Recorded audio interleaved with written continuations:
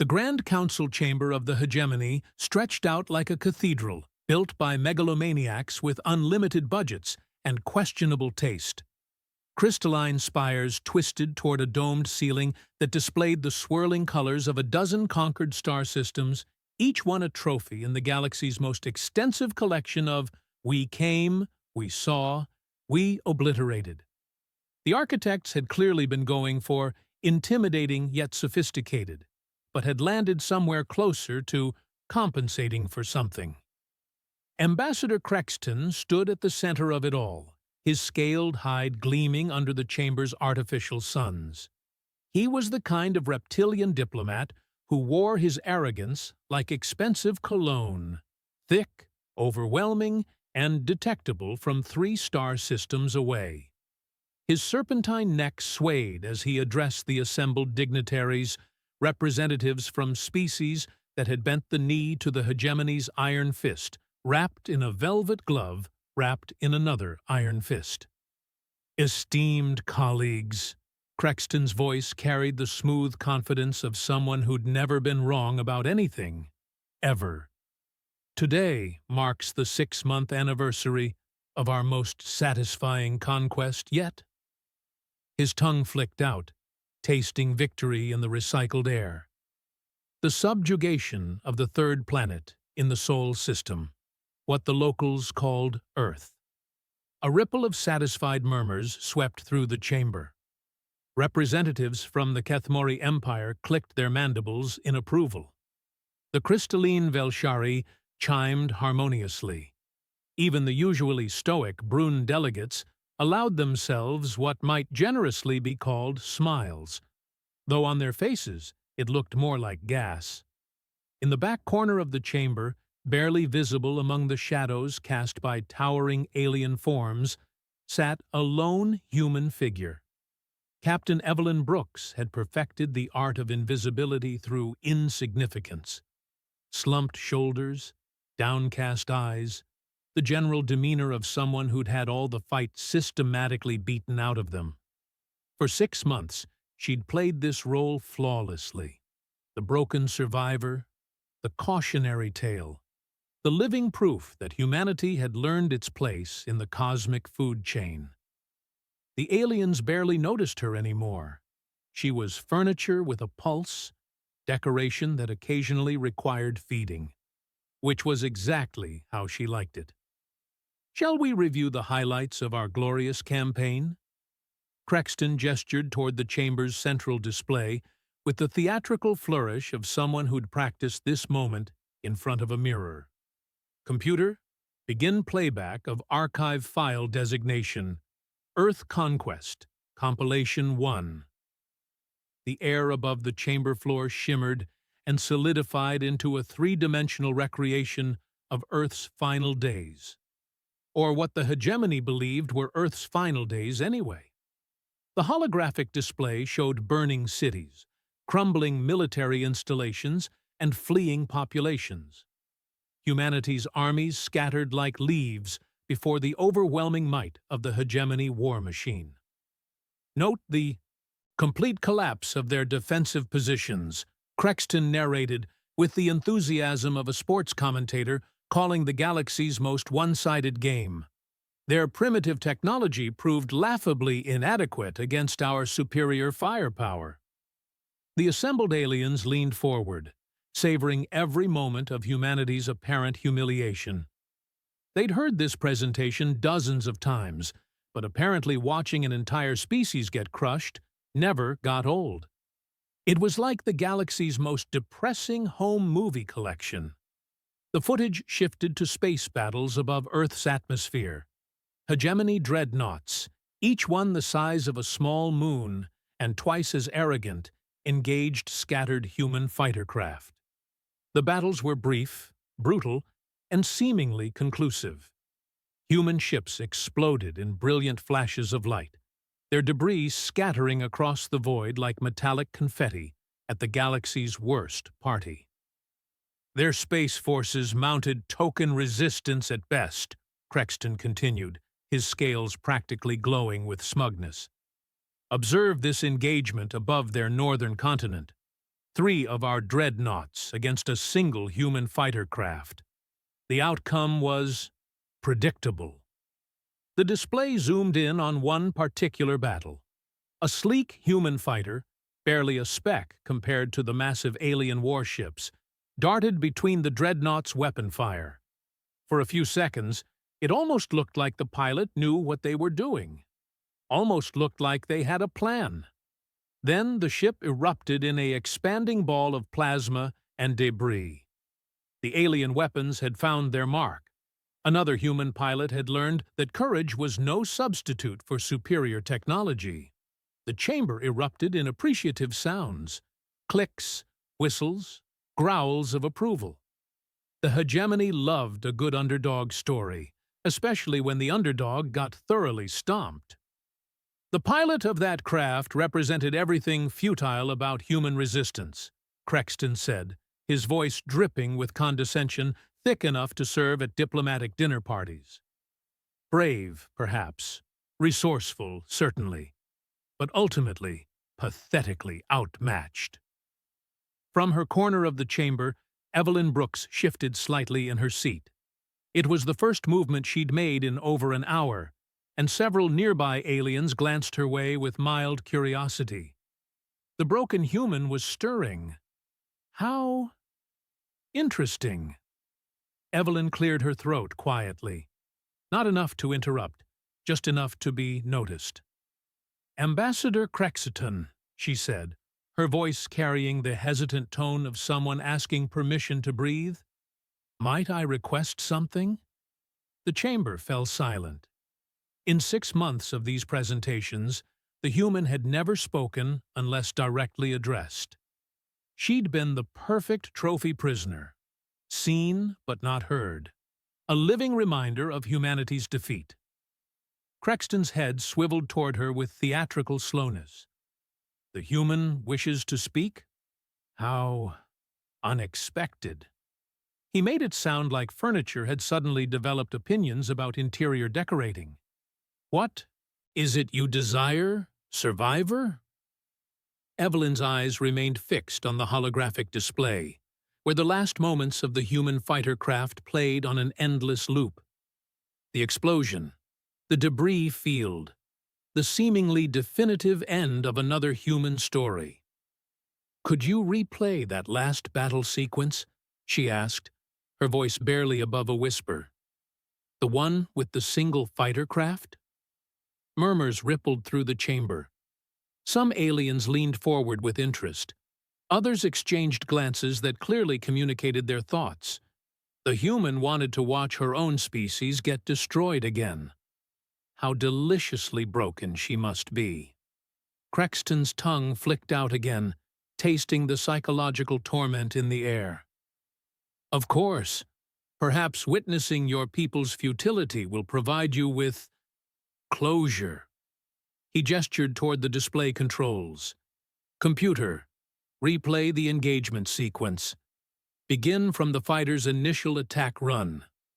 The hologram reset, showing the 3 massive dreadnoughts in formation above Earth's blue-white curve. The human fighter appeared at the edge of the display, a tiny dart of defiance against overwhelming odds. It accelerated toward the alien ships, weapon systems charging, apparently intent on a suicidal attack run. The chamber watched in fascination.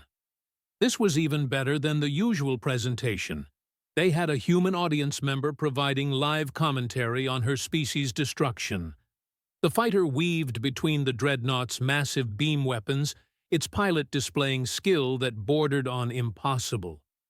For 30 seconds, it danced through space like physics was merely a suggestion. Then the alien weapons converged, and the small craft vanished in an expanding sphere of superheated plasma. "There," Crexton said with satisfaction, "another example of human futility. Brave, but pointless." Evelyn nodded slowly, her eyes never leaving the frozen moment where the fighter had met its apparent end. The debris field sparkled in Earth's reflected sunlight, thousands of metallic fragments tumbling through space. Then she looked up at Crexton, and for just a moment, Something flickered behind her carefully maintained mask of defeat. Something that might have been a smile. "Pause it right there," she said, her voice suddenly carrying a different quality entirely. Gone was the hesitant whisper of a broken survivor. In its place was something sharp, confident, and absolutely terrifying in its implications. The chamber fell deadly silent. "That's me," Evelyn Brooks said, pointing at the frozen explosion on the display. Her voice carried across the vast chamber with crystalline clarity, each word dropping into the silence like stones into still water. "Watch what happens next." And for the first time in 6 months, Ambassador Crexton's expression showed something other than smug certainty. It showed the first faint stirrings of doubt. The silence in the chamber stretched like a rubber band about to snap. Ambassador Crexton's scaled features had gone through an impressive range of expressions: confusion, disbelief, and now something approaching genuine concern. Because when your prize trophy prisoner casually mentions they were the pilot in footage of their own supposed death, it tends to raise uncomfortable questions about the nature of reality. Evelyn stood up slowly, her movement deliberate and unhurried. For 6 months, she'd perfected the art of being invisible, forgettable, broken. Now she let that mask slip away like a discarded costume, revealing something underneath that made several alien dignitaries shift nervously in their seats. She wasn't broken. She never had been. "Computer," she said, her voice carrying an authority that somehow bypassed Crexton entirely. "Enhance the debris field from the explosion. Magnification factor of 50. Spectral analysis enabled." The holographic display zoomed in on the expanding cloud of wreckage.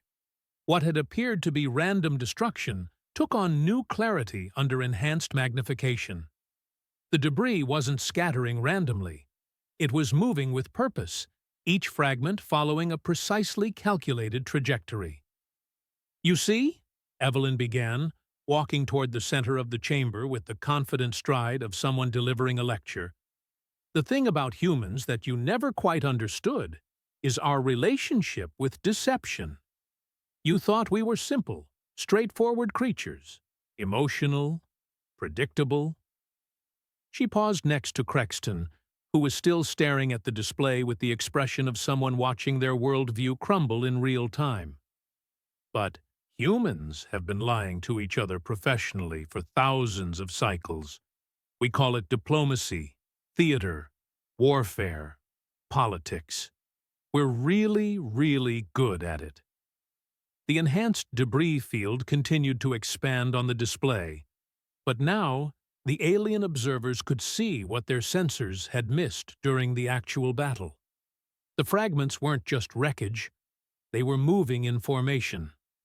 Thousands of tiny objects, each no larger than a grain of sand, dispersing throughout the Hegemony fleet in a pattern that suggested anything but random destruction. "Nanobots," Evelyn said conversationally, as if she were discussing the weather instead of revealing the complete failure of alien intelligence gathering. "Each fragment of my destroyed fighter contained approximately 10,000 microscopic infiltration units, self-replicating, adaptive, and completely invisible to your sensor arrays." A ripple of alarm began spreading through the assembled aliens. The Kethmori delegates began chattering frantically in their clicking language. The Velshari's harmonic chimes had shifted to a distinctly minor key. Even the stoic Brune were showing signs of agitation, which for them meant slightly widening their eyes. Crexton found his voice, though it came out as more of a croak. "Impossible. Our sensors would have detected any infiltration attempt." Evelyn smiled, and it wasn't a particularly nice smile. "Your sensors were designed to detect threats that think like you do. Linear, obvious, direct. They weren't designed to recognize a threat that disguised itself as victory." She gestured toward the display, where the computer was now tracking the dispersal pattern of the nanobots throughout the Hegemony fleet. Each microscopic unit had attached itself to a different vessel, begun immediate replication, and started systematically mapping every system, every weakness, every strategic vulnerability. The Battle of Geneva wasn't humanity's defeat, Evelyn continued, her voice carrying the satisfaction of someone revealing the punchline to a joke that had been 6 months in the making. It was our intelligence-gathering operation. While you were celebrating the destruction of one fighter craft, my nanobots were downloading the complete technical specifications of your entire fleet. The chamber erupted in alarmed voices. Dozens of different species began talking at once, their various forms of communication creating a cacophony that sounded like the galaxy's worst orchestra having a collective nervous breakdown. "Quiet," Crexton's voice cut through the chaos, though his usual commanding tone had developed a distinct tremor. Even if this were true, which I doubt, what could one human possibly accomplish with such information? Evelyn's smile widened. "Oh, Crexton, you're still thinking small." She walked to the chamber's central control console and placed her hand on the interface. The alien security systems should have prevented her access, should have locked her out immediately. Instead, the console responded as if she were an authorized user. Because, for the past 6 months, she had been. "Computer, display current status of Hegemony Fleet Designation Alpha through Omega." The holographic display shifted, showing the positions of Hegemony fleets throughout local space. Hundreds of dreadnoughts, thousands of support vessels, the entire military might of a galactic confederation spread across a dozen star systems. Every single ship showed a small red indicator. System compromised. 6 months, Evelyn said, her voice carrying across the stunned silence. 6 months of your nanobots spreading from ship to ship, system to system, creating a complete map of your military infrastructure. Every weakness catalogued, every security protocol documented, every communication encrypted with keys we've been reading for months. Crexton stared at the display with the expression of someone watching their own funeral. The debris, it was planned. All of it. The explosion, the debris field, my capture, every bit of it was choreographed. Evelyn's voice held the satisfaction of a master chess player revealing checkmate. "Including my presence here, in your most secure facility, listening to your military briefings and cataloging your strategic weaknesses." She turned to face the assembled alien dignitaries, her demeanor completely transformed. Gone was the broken survivor, replaced by something far more dangerous. A human military officer who had just spent 6 months playing the longest con in galactic history. "You want to know what humans are really good at?" she asked, her voice carrying to every corner of the vast chamber. "We're good at losing battles in order to win wars. We're good at making our enemies overconfident. And we're really, really good at making you think you've already won." The display began showing new information, fleet movements, communication intercepts, strategic analyses. For 6 months, while the Hegemony had been celebrating their victory, humanity had been systematically dismantling their enemies' advantages from the inside. The nanobots weren't just gathering intelligence, Evelyn continued, beginning to pace around the chamber's perimeter like a professor delivering a lecture on the finer points of strategic deception. They were also building, constructing, preparing. New data streams appeared on the display, hidden manufacturing facilities on Earth, deep underground installations invisible to orbital surveillance, production lines that had been working around the clock, building something that made the assembled aliens lean forward with growing alarm. Hybrid vessels, Evelyn explained helpfully. Human engineering combined with reverse-engineered hegemony technology. Your own weapons, your own defensive systems, your own propulsion methods, but built by a species that understands the value of patience and the art of surprise. The manufacturing data showed completion rates, deployment schedules, fleet formations. Humanity hadn't just been building ships, they'd been building an armada. The beauty of letting your enemies think they've won, Evelyn said, stopping directly in front of Crexton, is that they stop watching for threats. They get comfortable. They start making long-term plans based on assumptions that were never actually true.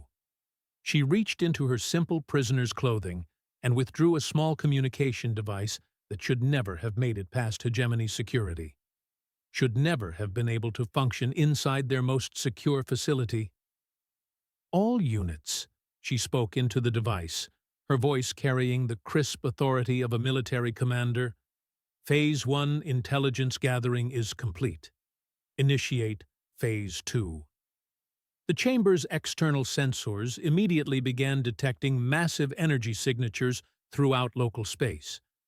What had appeared to be empty void was suddenly filled with ships, human ships, constructed with the best of both species' technology and crewed by a people who had just spent 6 months learning exactly how to hurt their enemies most effectively. Crexton's scales had gone pale, which was an impressive feat for a reptilian species. This is impossible. We would have detected construction on this scale. Evelyn's smile was sharp enough to cut glass. You detected exactly what we wanted you to detect. Debris fields from your victory that happened to be excellent camouflage for construction materials. Refugee ships fleeing Earth that were actually mobile assembly platforms. Supply convoys that looked defeated but were actually logistics networks. The display now showed the true scope of humanity's deception. For 6 months, while aliens celebrated, humans had been building, planning, and positioning. The scattered, defeated survivors had actually been coordinating the largest military buildup in human history. And the best part, Evelyn said, her voice carrying the satisfaction of someone about to reveal the final perfect twist, is that we've been doing this simultaneously in every major hegemony system. Did you really think I was the only human prisoner who happened to be present during your strategic briefings? The implications hit the chamber like a physical blow. If this deception had been carried out on this scale, in this location, then it had likely been repeated throughout hegemony space. Every celebration of victory, every strategic planning session, every moment of comfortable superiority had potentially been observed, recorded, and analyzed by human operatives. So, thank you, Evelyn said, spreading her arms wide to encompass the entire chamber. For 6 months of the most comprehensive military intelligence briefings in human history. Your presentations were very educational. Outside the station, what had been dismissed as floating debris was beginning to move with unmistakable purpose. The first thing Ambassador Crexton noticed was that his hands were shaking.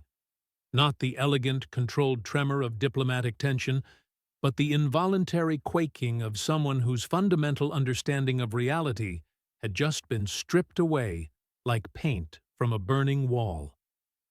He stared at the holographic displays surrounding him, displays that now showed human vessels materializing from what his sensors had insisted was empty space for months. Each ship bore the sleek lines of human engineering married to the devastating firepower of hegemony technology.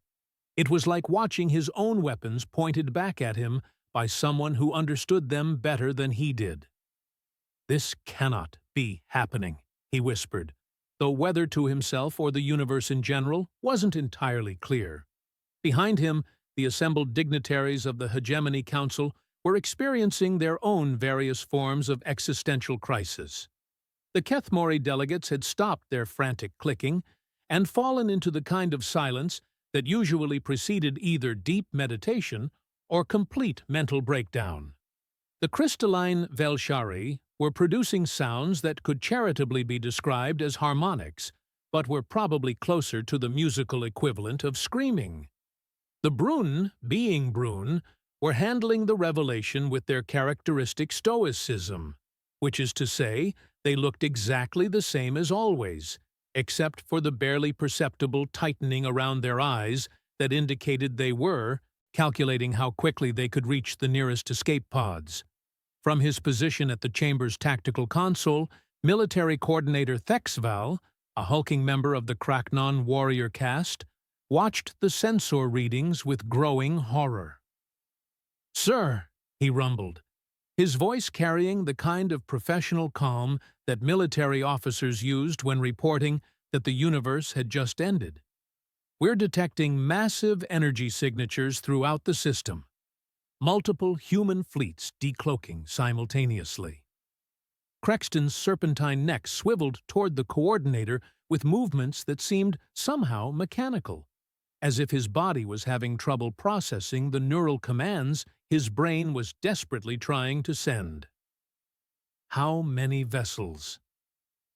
Thexval's 4 eyes focused on different displays, processing information at speeds that would have been impressive under any other circumstances.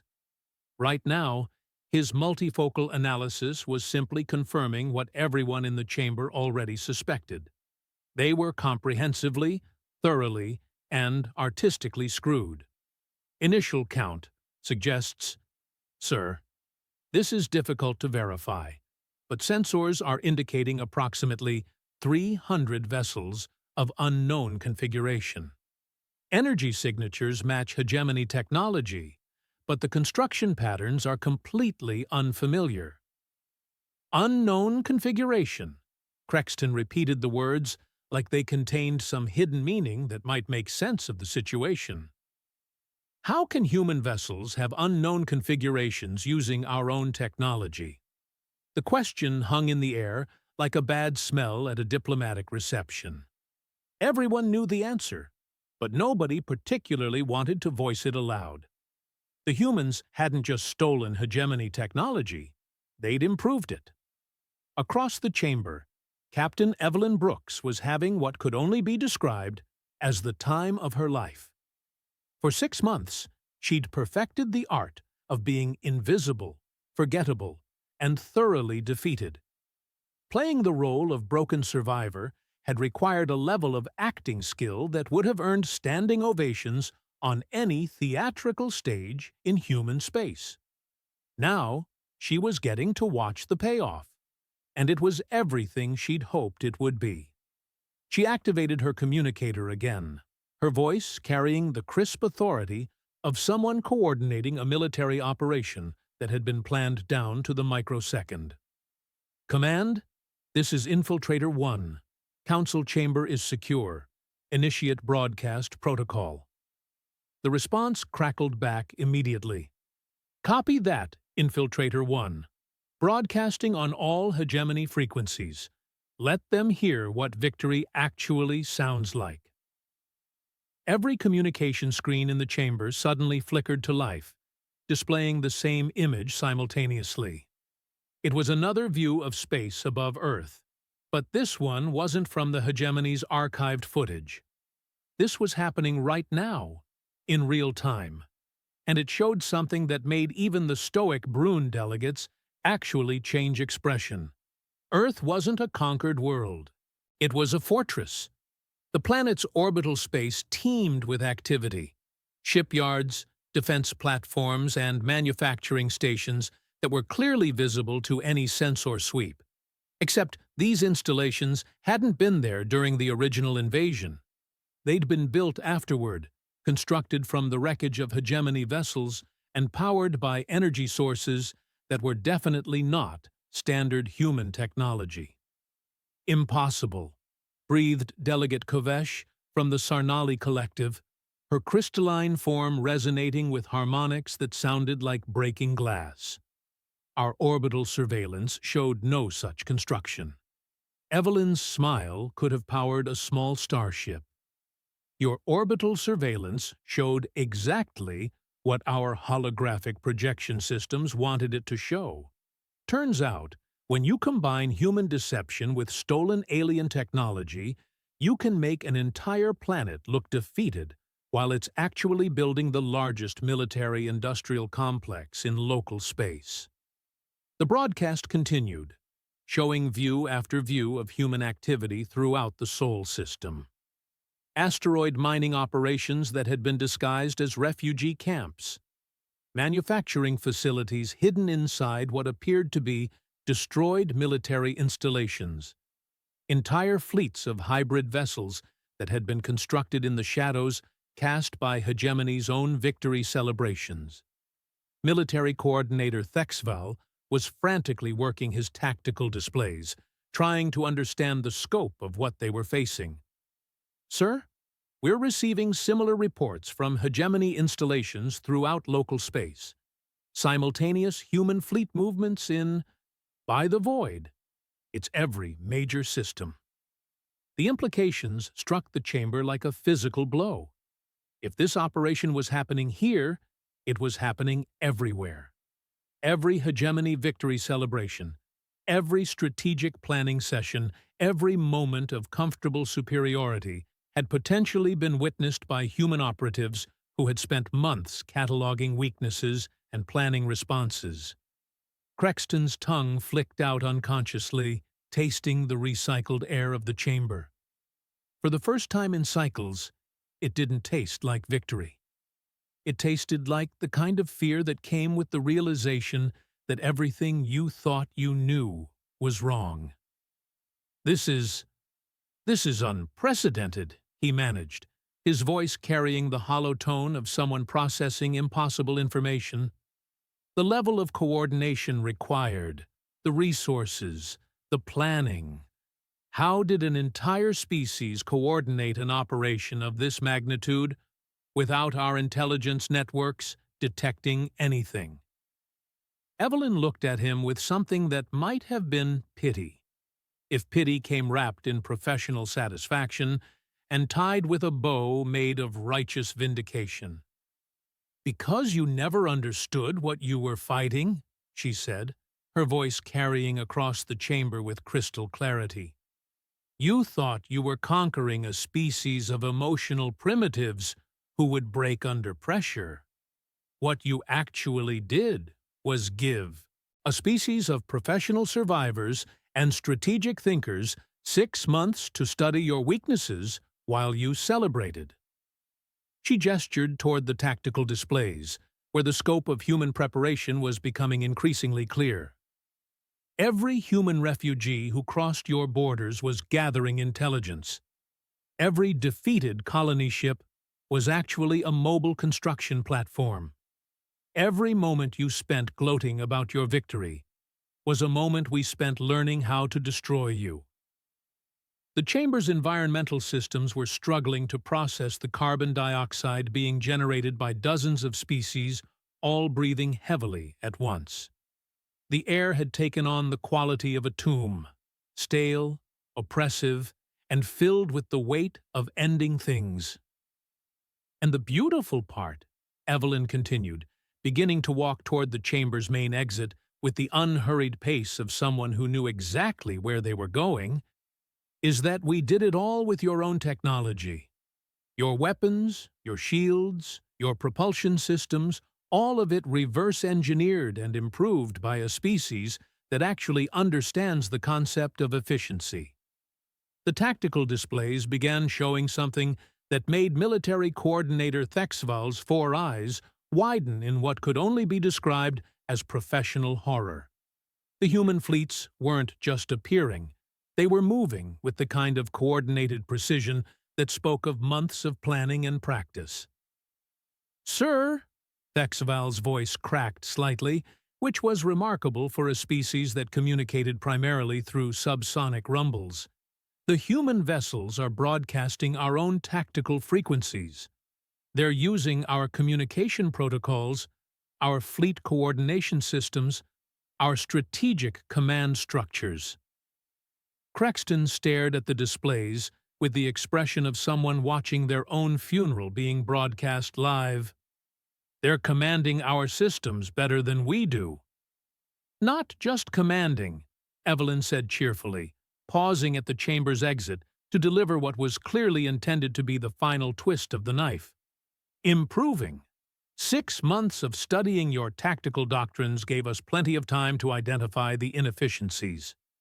She gestured toward one of the displays showing human fleet movements. For instance, your standard attack formation has a fundamental flaw in the rear guard positioning that leaves your command vessels vulnerable to flanking maneuvers.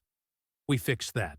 Your energy distribution protocols waste approximately 18% of available power on redundant systems. We optimized that too. The assembled dignitaries watched in growing horror as the displays showed human fleets executing maneuvers that were clearly based on hegemony doctrine, but performed with a level of efficiency that made their own military look like enthusiastic amateurs. Oh, and those impenetrable defensive positions around your major installations? Evelyn's smile had taken on the quality of sharpened steel. Turns out they're only impenetrable if the attackers don't have complete blueprints, access codes, and 6 months to plan the assault. Funny how that works. Delegate Korthek from the Zephyrian Dominance finally found his voice, though it came out as more of a wheeze. The casualties. How many of our people will die? Evelyn finished the question with the casual tone of someone discussing lunch plans. Well, that depends entirely on how quickly your commanders decide to surrender. We've spent 6 months learning exactly how to disable your vessels without destroying them. Your crews will survive, assuming they don't do anything unnecessarily heroic. She paused, letting that sink in. Of course, we also learned exactly how to destroy your vessels completely if surrender isn't forthcoming. Your choice, really. The chamber fell into the kind of silence that usually accompanied either deep spiritual revelation or complete psychological breakdown. Several species were experiencing both simultaneously. "This is madness," whispered Coordinator Nelvash from the Cytherian Assembly, her multifaceted eyes reflecting the tactical displays like a kaleidoscope of defeat. "No species can coordinate an operation of this scope across multiple star systems." Evelyn's laugh carried the musical quality of someone who'd been waiting months to deliver a punchline. "You're right. No species can coordinate something like this. But humans aren't just a species. We're a civilization that spent thousands of cycles learning how to fight wars against ourselves. Do you have any idea how complicated it is to coordinate a global conflict when your enemies speak the same language, use the same technology, and think exactly like you do?" She spread her arms wide, encompassing the entire chamber, and, by extension, the collapsing hegemony beyond it. Fighting you was simple by comparison. Different species, different technologies, different thinking patterns. Easy to analyze, easy to predict, easy to outmaneuver. Outside the station, what had been dismissed as debris was now clearly revealed as a fleet of human vessels, each one broadcasting the same message on every hegemony frequency. Surrender now, or discover what humanity looks like when we stop pretending to lose. The hunt had officially become a different kind of hunt entirely. The escape pod bay of the Hegemony command station had seen better days. Specifically, it had seen days when it wasn't filled with panicking alien dignitaries frantically trying to figure out which end of an emergency beacon went where. The irony wasn't lost on Captain Evelyn Brooks, as she walked through the chaos with the unhurried pace of someone who had absolutely nowhere urgent to be. Behind her, the Grand Council chamber had devolved into something that resembled a very expensive daycare center during a particularly stimulating fire drill. Ambassador Crexton was still standing at the tactical displays, staring at the screens with the expression of someone trying to solve a puzzle where all the pieces had been replaced with tiny versions of his own failures. The displays were showing the same information on repeat, like a cosmic slideshow of defeat. Human fleets throughout hegemony space, all moving with the same coordinated precision. All broadcasting surrender demands on frequencies that should have been impossible for them to access. All demonstrating a level of strategic thinking that made the hegemony's own military doctrine look like it had been designed by enthusiastic children.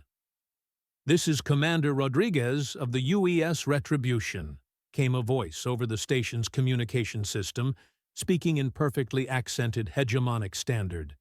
"We have your facility surrounded and your fleet movements monitored. Please prepare for boarding procedures."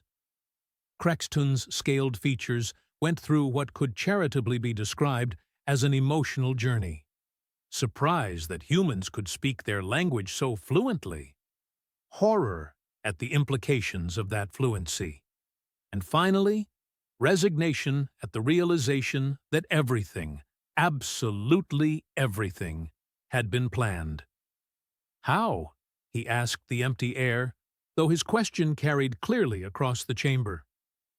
"How did they learn our languages so perfectly?" Evelyn paused at the chamber's main entrance, turning back with the patient expression of a teacher explaining a particularly simple concept to a particularly slow student. 6 months of listening to your strategic briefings, Crexton. Did you think we were just sitting quietly in the corner for our health?" She gestured toward the empty chair where she'd spent those months perfecting her impression of defeated humanity. "Every word you spoke, every tactical discussion, every casual conversation about military doctrine, we recorded it all. Your language, your strategic thinking, your cultural blind spots. You gave us a masterclass in how to defeat you." The boarding clamps engaged with a series of mechanical sounds that reverberated through the station's hull. Somewhere in the distance, cutting torches began their work on the outer airlocks. The sound was steady, professional, and utterly inevitable. "The boarding parties will be using standard hegemony entry procedures," Evelyn continued conversationally, "because we learned those too. No unnecessary violence, no damage to critical systems, no harm to personnel who cooperate. We're not barbarians, after all." Military Coordinator Thexval looked up from his tactical displays with something approaching admiration mixed with professional despair. The coordination required for this operation, the logistical complexity. How did you manage communications across multiple star systems without our networks detecting the traffic? Evelyn's smile held the satisfaction of someone about to reveal the final, perfect detail of an elaborate magic trick. "We used your networks. Every communication relay, every data hub, every transmission protocol, all of it compromised by nanobots that had been quietly upgrading your systems for months." She pulled out her communication device again, holding it up for the assembled aliens to see. "This little device? It's been connected to your primary communication grid since day one. Every signal I've sent, every coordination order I've issued, it all went through systems you built and maintained." The implications hit the chamber like a series of small explosions. Not only had humans infiltrated their military, their intelligence networks, and their strategic planning, they'd been using hegemony infrastructure to coordinate the infiltration itself. "We've been helping you defeat us," whispered Delegate Kovesh, her crystalline form resonating with harmonics that sounded like the musical equivalent of existential despair. "Now you're getting it," Evelyn said with approval. "Every security upgrade you installed, every new encryption protocol you implemented, every improvement to your communication systems, all of it designed and installed by nanobots that were working for us. The airlock doors opened with a soft hiss, and the first boarding party entered the chamber. They were human, dressed in modified Hegemony combat gear that looked somehow more professional than the original. Their movements were coordinated, efficient, and carried the unmistakable confidence of people who knew exactly what they were doing. "Captain Brooks," the team leader said, offering a crisp salute. "Phase 2 is complete across all target systems. Hegemony command structures are secure, and fleet surrenders are proceeding according to schedule." Evelyn returned the salute with the easy authority of someone who'd never actually been a prisoner at all. "Excellent work, Lieutenant. Any complications?" "Minimal resistance in the Kethmori sector, but nothing our diplomatic corps couldn't handle. Turns out, when you can prove you understand someone's military doctrine better than they do, surrender negotiations go pretty smoothly." Behind them, Ambassador Crexton was experiencing what could only be described as a complete recalibration of his understanding of reality. "Diplomatic corps," he managed. "You have humans conducting surrender negotiations throughout Hegemony space?" "Oh, Crexton," Evelyn said, turning toward him with something that might have been genuine affection, if affection could be weaponized and used to destroy entire civilizations. "Did you think I was the only human who spent the last 6 months learning your languages and customs? We've had prisoners and refugees in every major Hegemony installation, all of them gathering intelligence and preparing for this moment." She began walking toward the airlock, flanked by the boarding party that moved with the disciplined precision of an honor guard. "The beautiful thing about humans is that we're social creatures. We cooperate naturally, instinctively, across vast distances and complex operations. It's not something we have to think about. It's just what we do." At the airlock threshold, she paused for one final look at the chamber that had been her prison, her classroom, and ultimately her theater for the greatest performance of deception in galactic history. "Thank you all for the education," she said, her voice carrying clearly across the stunned silence. "The intelligence briefings, the strategic discussions, the casual conversations about military weaknesses, all of it was incredibly helpful. We couldn't have planned this operation without your enthusiastic cooperation." Before the airlock could close completely, Evelyn held up a hand, pausing the cycling process. She stepped back into the chamber, her expression suddenly thoughtful. "Actually, there's one more thing you should probably know," she said, her voice carrying the tone of someone who'd just remembered an important detail. "About those other human prisoners throughout Hegemony space? The ones who've been gathering intelligence and preparing for this moment?" The assembled aliens looked at her with the kind of desperate attention usually reserved for someone offering life preservers on a sinking ship. "We didn't just place operatives in your council chambers and strategic facilities," Evelyn continued, beginning to pace again with that same confident stride. "We placed them in your research divisions, your manufacturing centers, your communication hubs, and your cultural institutions. Every aspect of Hegemony civilization has been quietly observed, analyzed, and documented by humans who became experts in your own societies." Delegate Nelvash made a sound that might have been a whimper if it had been produced by a species capable of whimpering. "How many? How many humans have been embedded in our civilization?" Evelyn's smile took on a quality that could only be described as professionally satisfied. "Well, let me put it this way. Remember Lieutenant Commander Harrison, your reformed human prisoner who's been working in the Kethmori shipyards? He's actually one of our top engineers, and he's spent 6 months learning how to build better versions of your dreadnoughts." She gestured toward her communication device.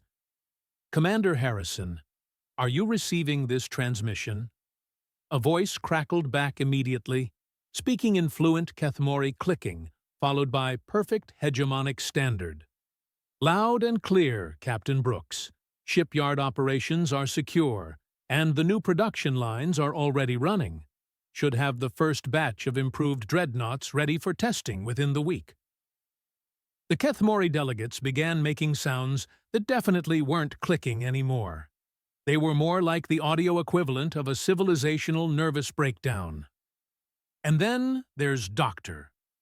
Patricia Kovac, Evelyn continued cheerfully, who's been serving as a rehabilitation specialist in your psychological warfare division. Turns out, studying alien psychology is really useful when you're planning to negotiate surrender terms with those same aliens. Another voice joined the communication link. Dr. Kovac here. I've been documenting Hegemony psychological profiles for months now. Very helpful for understanding which species respond better to logical argument versus emotional appeal. The Velshari, for instance, are much more receptive to harmonic reasoning patterns.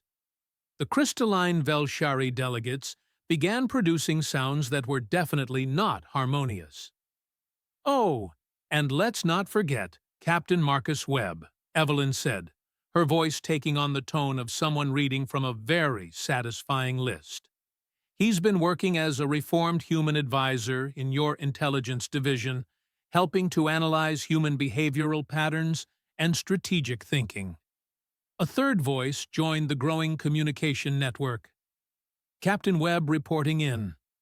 I've been providing the Hegemony Intelligence Corps with completely accurate assessments of human psychology for 6 months now.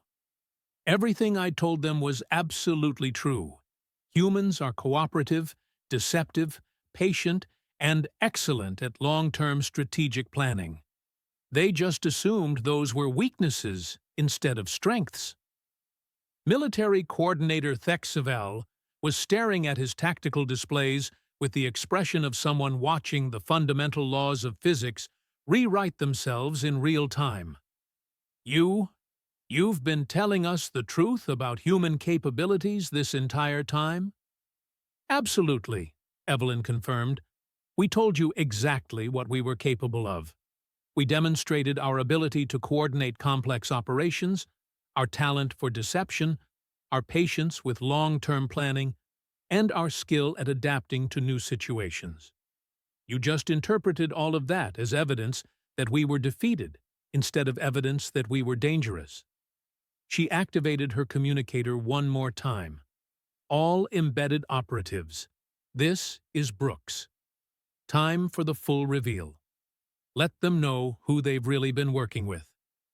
The communication link exploded with voices, dozens of them, speaking from installations throughout Hegemony space.